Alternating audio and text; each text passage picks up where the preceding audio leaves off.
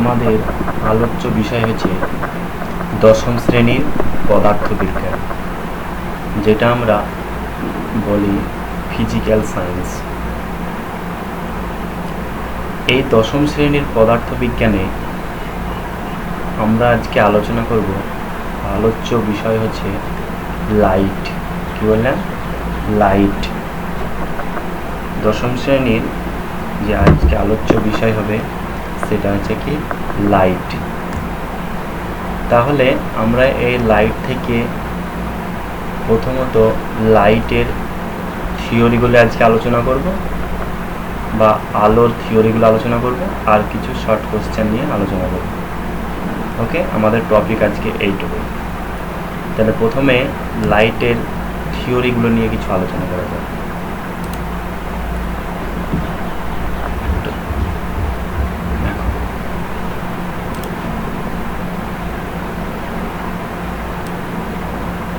এটা কি? এটা হচ্ছে একটা বিবর্ধিত কাচ। ওকে, এটা কি? বিবর্ধিত, এটা হচ্ছে আয়না বা প্রতিফলক। কি বললাম? এটা আয়না বা প্রতিফলক। এটা আয়না বা প্রতিফলক। এটাকে কি বলা হয়? এটাকে বলা হয় প্রতিফলক। ওকে, এটাকে কি বলা হয় ফিজিক্যালের ভাষায়? এটা হচ্ছে একটি অভিলম্ব। কি এটা? অভিলম্ব। ওকে, একটা আলোক রশ্মি, আপতিত আলোক রশ্মি, এটা হচ্ছে প্রতিফলিত কি আলোক রশ্মি। তাহলে দেখো আজকে এটা কি আপতিত আলোক রশ্মি। কি বললেন?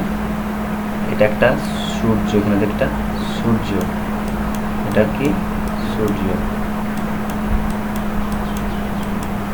সূর্য, এটাকে সান। তাহলে এটা হচ্ছে কি চিহ্ন? এটার কিসের চিহ্ন? এই আলোটা দিক থেকে আসছে তার চিহ্ন। ওকে, এটা হচ্ছে আপতিত আলোক রশ্মি। ওকে, এটা কি বলবো এখান থেকে? এটা হচ্ছে আপতিত আলোক রশ্মি।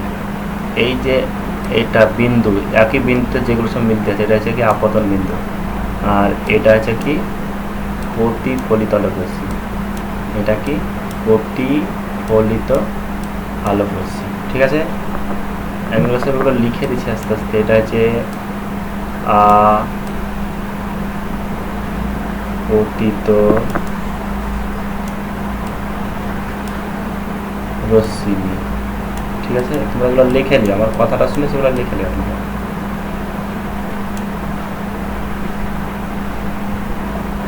এটা কি? প্রতিফলিত রশ্মি। এটা কি? এটা হচ্ছে প্রতিফলিত রশ্মি। আমি লিখছি না, তোমরা এগুলো সব লিখে নিও। ওকে, জাস্ট আমি একটু বলে দিচ্ছি। প্রতিফলিত রশ্মি, এটা আপতিত রশ্মি, এটা প্রতিফলিত রশ্মি, এটা আপতন বিন্দু, এটা অঙ্কিত অভিলম্ব। এটা কি? অঙ্কিত অভিলম্ব এর একটা। আর এটা কি? এটা হচ্ছে কি? এটা হচ্ছে কি প্রতিফলন, প্রতিফলক। ঠিক আছে, আর এটা হচ্ছে কি আপতন বিন্দু। আর এটা হচ্ছে কি সূর্য। এখানটা একটা আলোক রশ্মি এসছে, এই বিন্দুতে মিলিত হচ্ছে, এই বিন্দুতে আবার এইদিকে এসছে। তাহলে এই কোণটা যত হবে, এই কোণটা যদি তোমার 30 ডিগ্রি হয়, এই কোণটাও কত হবে? এই কোণটাও 30 ডিগ্রি। কি বললাম? এই কোণটাও 30 ডিগ্রি। তাহলে আসা যাক প্রতিফলনের প্রথম সূত্রটা, প্রথম থিওরি। প্রতিফলনের কি প্রথম থিওরি? প্রথম থিওরি কি? আপতিত রশ্মি।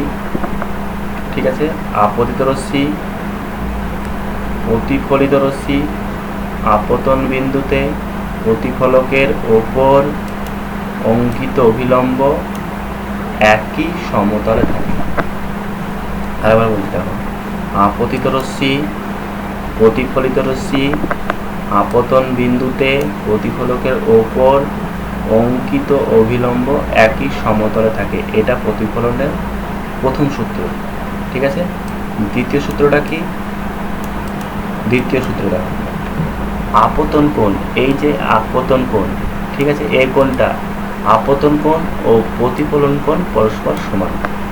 তাহলে এই কোণটা 30 ডিগ্রি হলে এই কোণটাও 30 ডিগ্রি হবে। তাহলে আপতিত রশ্মি প্রতিফলনের দ্বিতীয় থিওরিটা কি, আপতন কোণ ও প্রতিফলন কোণ সর্বদা ধ্রুবক বা সমান হবে। ঠিক আছে, আর আবার বলছি দেখো, প্রতিফলনের প্রথম সূত্র, আপতিত রশ্মি প্রতিফলিত রশ্মি আপতন বিন্দুতে প্রতিফলকের ওপর অঙ্কিত অভিলম্ব একই সমতলে থাকে। দ্বিতীয় থিওরিটা কি, আপতন কোণ ও প্রতিফলন কোণ পরস্পর সমান। এটা আমরা প্র্যাকটিক্যালি দেখলাম, এবার থিওরিক্যালি তোমরা এটা লিখে নেবে, আমি একটা পিডিএফ দিচ্ছি, সেটা থেকে তোমার থিওরিগুলো লিখে নেবে। ওকে, দেখো, তারপর দেখো এই যে থিওরি দুটো আমি বললাম, সেই থিওরিটা তোমরা এইখান থেকে এই পিডিএফ থেকে দেখে নেবে। আপতিত রশ্মি প্রতিফলিত রশ্মি প্রতিফলকের ওপর অঙ্কিত অভিলম্ব একই সমতলে থাকে। ওকে, তাহলে এটা কি এর প্রতিফলনের প্রথম সূত্র। ওকে, আর তারপর দেখো প্রতিফলনের আপতন কোণ ও প্রতিফলন কোণ সর্বদা সমান, এটা হচ্ছে প্রতিফলনের কি দ্বিতীয় থিওরি, এটা হচ্ছে প্রতিফলনের দ্বিতীয় থিওরি। এই থিওরিটা তোমরা কি করবে, লিখে নিবে। ওকে, তারপরে আসা যাক প্রতিফলনের শ্রেণীবিভাগ। প্রতিফলনকে প্রধানত দুই ভাগে ভাগ করা যায়। এক নম্বর হচ্ছে নিয়মিত প্রতিফলন, আমি কিছু লিখছি না এখানে, সব পিডিএফ দিয়ে দেবো, চিন্তা নেই, তুমি কথাগুলো শুনো। নিয়মিত প্রতিফলন। দুই নম্বর হচ্ছে বিক্ষিপ্ত প্রতিফলন। জাস্ট আমি একটু বুঝিয়ে দেবো নিয়মিত প্রতিফলনটা কি।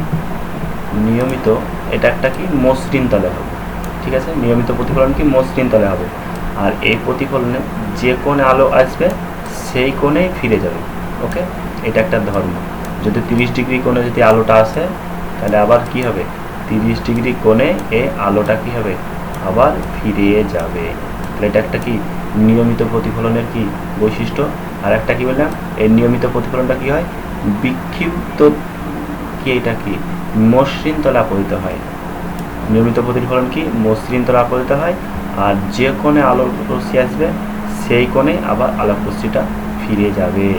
বিক্ষিপ্ত প্রতিফলন দেখো, বিক্ষিপ্ত প্রতিফলনটা তোমার অমসৃণ তলে আপতিত হয়। কি তলে আপতিত হয়, অমসৃণ তলে, অমসৃণ তলে আপতিত হয়। এইখানে এটাতে 30 ডিগ্রি কোণ আছে, এটা 50 ডিগ্রি কোণে যেতে পারে, 60 ডিগ্রি কোণে যেতে পারে, এর কোনো দিক নেই, এর নির্দিষ্ট কোনো দিক নেই, অথবা এটা এলোমেলোভাবে হয়। আর নিয়মিত প্রতিফলন কি হয়, একটা নির্দিষ্ট দিকে হয়। তাহলে যদি বিক্ষিপ্ত প্রতিফলন যদি তোমার 30 ডিগ্রি কোণে আসে, প্রতিফলিত রশ্মি আপতিত রশ্মিতে 30 ডিগ্রি কোণে আসে, প্রতিফলিত রশ্মি 60-এও যেতে পারে, 50-এও যেতে পারে। এটা হচ্ছে কি, এটা হচ্ছে বিক্ষিপ্ত, এটা হচ্ছে বিক্ষিপ্ত প্রতিফলন, আর এটা হচ্ছে নিয়মিত প্রতিফলন। চলো এগুলো এবার পিডিএফটা, অরিজিনাল পিডিএফটা দেখা যাক। দেখো কি আছে, এইটা দেখো, এটা কি নিয়মিত প্রতিফলন। সমতল দর্পণে আলোর নিয়মিত প্রতিফলনটা কি দেখো, যে কোণে আসবে সে কোণে গেছে। ওকে, তাহলে এই যে কোণে আসছে সেই কোণে আসছে, এটা কি নিয়মিত প্রতিফলন।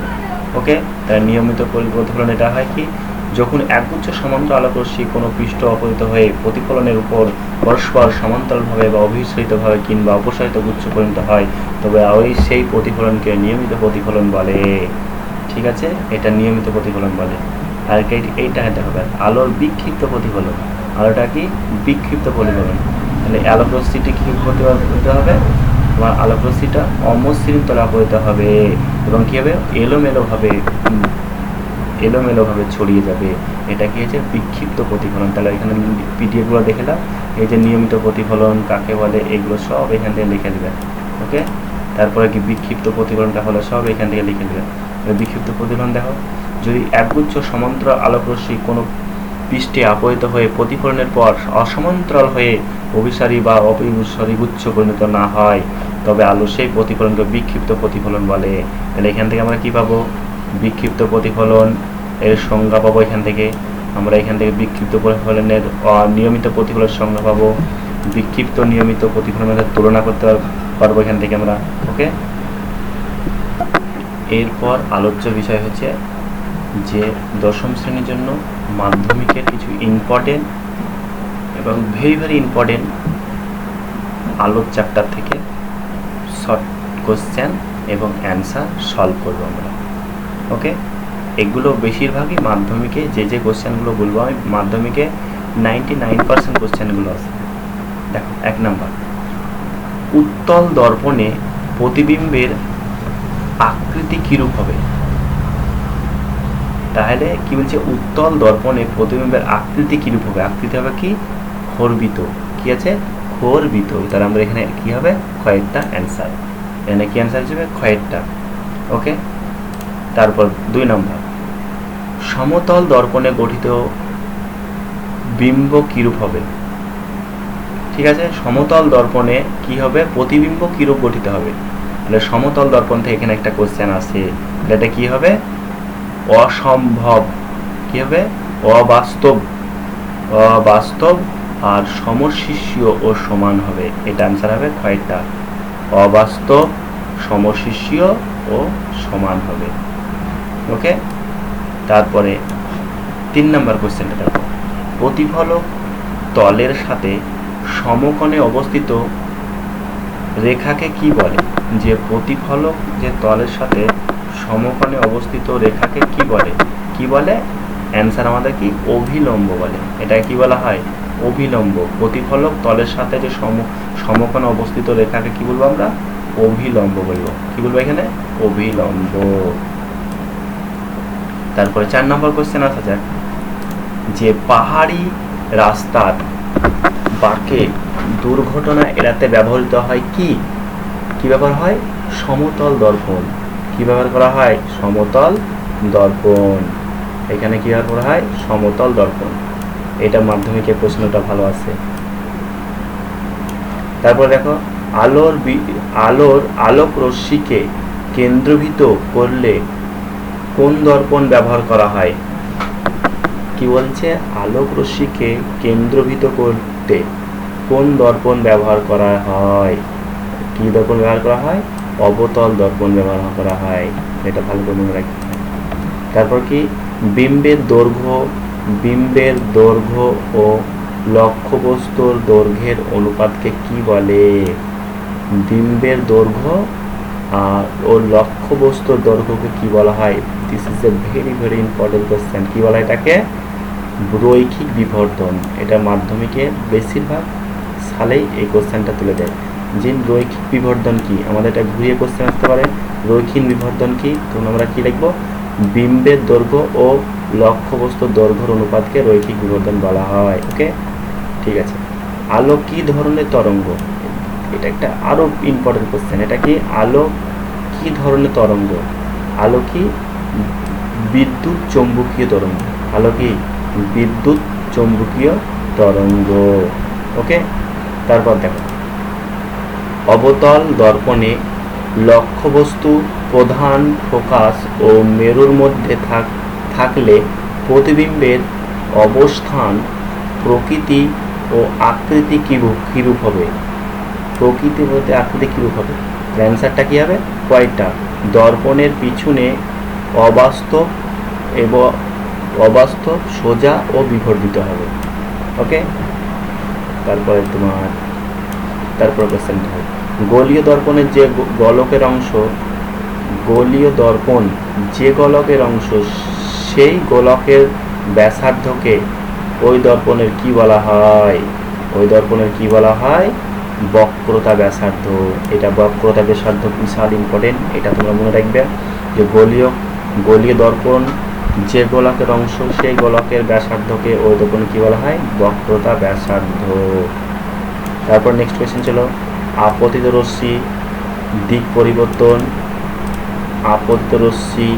পরিবর্তন না করে যদি একটি সমতল দর্পণ সমতল 300 কোণে ঘোরা হয় তো প্রতিফলিত রশ্মিতে কত কোণে ঘুরবে?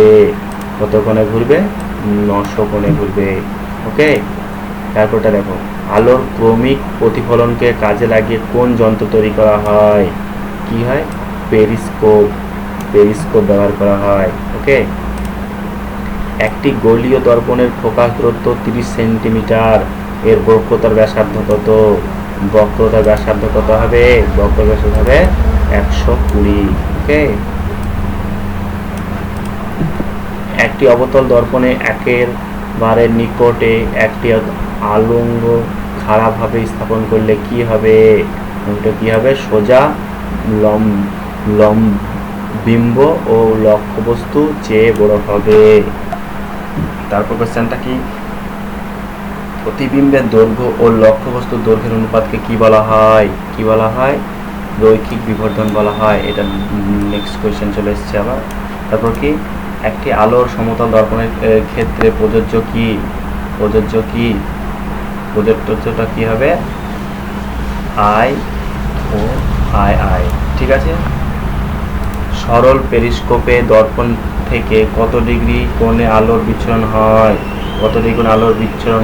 900 ডিগ্রি কোণে আলোর। তারপর নেক্সট দেখো,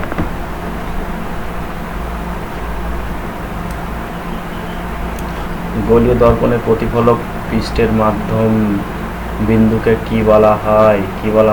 মেরু বলা হয়। ঠিক আছে।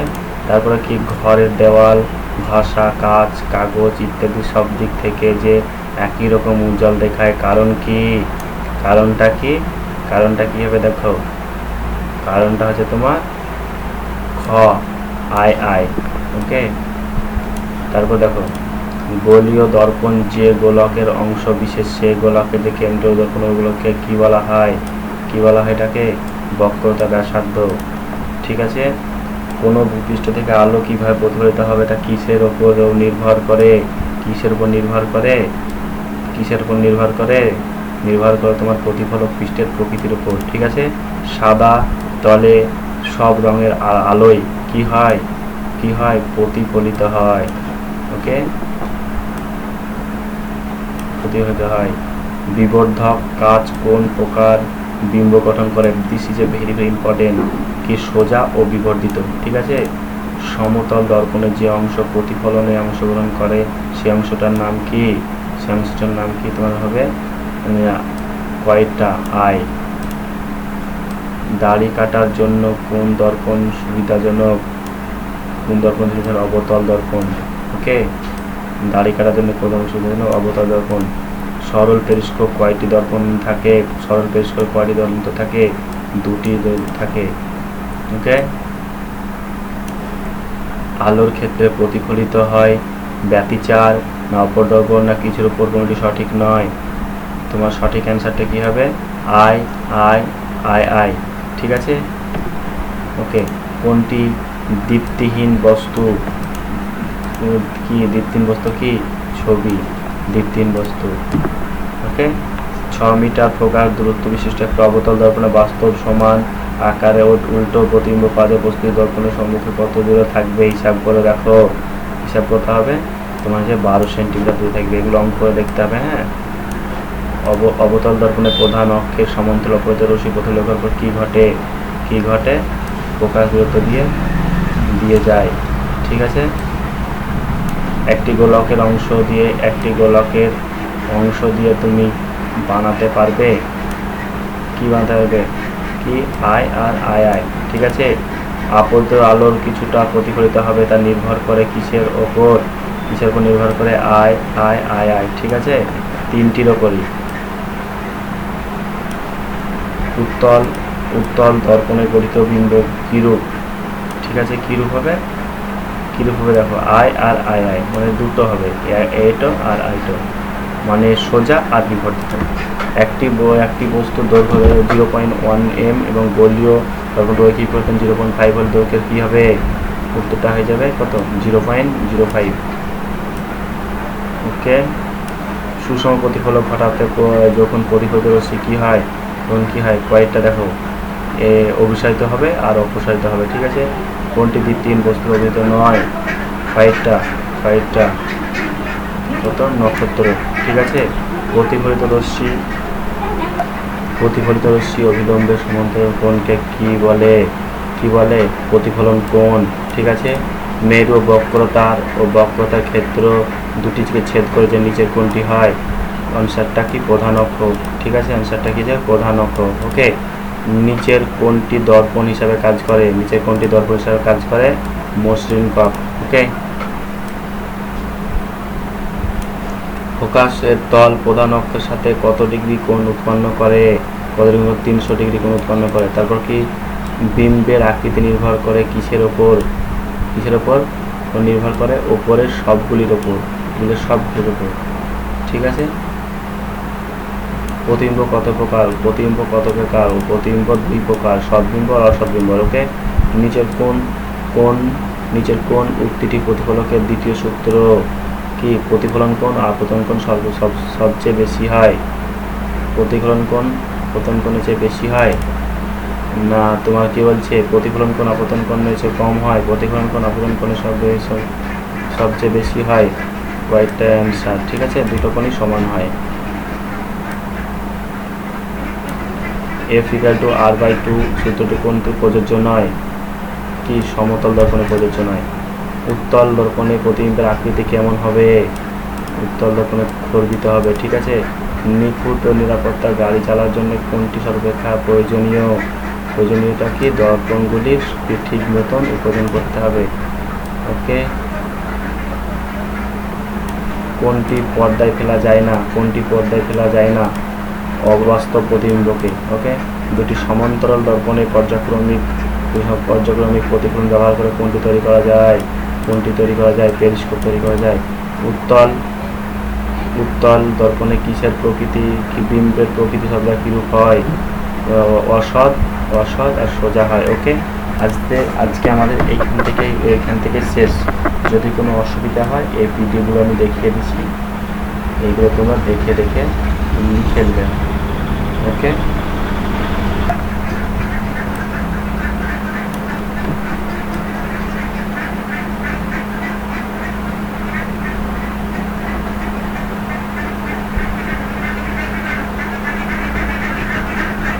যদি তোমাদের কোনো বুঝতে অসুবিধা হয় এগুলো তোমরা দেখে লিখে দিও। ওকে, আমি দেখিয়ে দিচ্ছি, আবার তোমরা এগুলোকে দেখে লিখে নিও। ওকে, বাস, আজকে আমাদের এইখানে বিষয় শেষ।